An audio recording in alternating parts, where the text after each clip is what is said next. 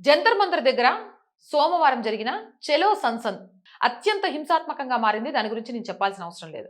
పోలీసులే టార్గెట్ గా, ప్రభుత్వ ఆస్తులే లక్ష్యంగా రెచ్చిపోయారు. అసలు నిరసనకారులు ఎలా రెచ్చిపోయారు, తమకు ఎలా దెబ్బలు తాకాయో సాక్షాత్తు ర్యాపిడ్ యాక్షన్ ఫోర్స్ అధికారి వివరించారు. పోలీసులు బారికేడ్లను ఛేదించడానికి మహిళా నిరసనకారులను ఉద్దేశపూర్వకంగా ముందుకు నెట్టారని ఆమె ఆరోపించారు. అసిస్టెంట్ కమాండెంట్ సోనియా సెహ్రావత్ అనే అధికారి మాట్లాడుతూ తమపైకి బూట్లు, చెప్పులు, బీర్ సీసాలు విసిరారని చెప్పుకొచ్చారు. ఈ హింసాకాండలో 8 మంది సిబ్బంది గాయపడ్డారని తెలిపారు. ఈ ఘటనను గుర్తు చేసుకుంటూ మోహరించిన బలగాలను రెచ్చగొట్టడానికి గుంపు పదే పదే ప్రయత్నించిందని సెహ్రావత్ చెప్పారు.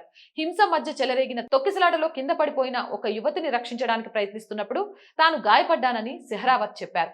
బాష్పవాయుని ప్రయోగించకుండానే నిరసనను జంతర్ మంతర్ ప్రాంతానికి పరిమితం చేయడంలో ఆర్ఏఎఫ్ మొదట్లో విజయం సాధించింది. పార్లమెంటుకు రక్షణగా ఉన్న భద్రతా వలయాన్ని హింసాత్మక నిరసనకారులు ఛేదించడానికి ప్రయత్నించిన తర్వాతే చివరికి బలగాలు గుంపును వెనక్కి నెట్టవలసి వచ్చింది. అధిక బల ప్రయోగం ఆరోపణలను తిరస్కరిస్తూ భద్రతా సిబ్బంది మోహరింపు అంతటా సంయమనం పాటించారని సెహ్రావత్ స్పష్టం చేశారు. గుంపులోని కొన్ని వర్గాలు పోలీసులను రెచ్చగొట్టడానికి పదే పదే ప్రయత్నించినప్పటికీ పోలీసులు ప్రజలను ముందుకు వెళ్లకుండా ఆపలేదని, జంతర్ మంతర్ వద్ద ఒక్క కన్నీటి వాయు షెల్ కూడా ప్రయోగించలేదని ఆమె స్పష్టం చేశారు. ఆ తర్వాత తప్పనిసరి పరిస్థితుల్లోనే జరిగినట్టుగా కూడా తెలుస్తోంది.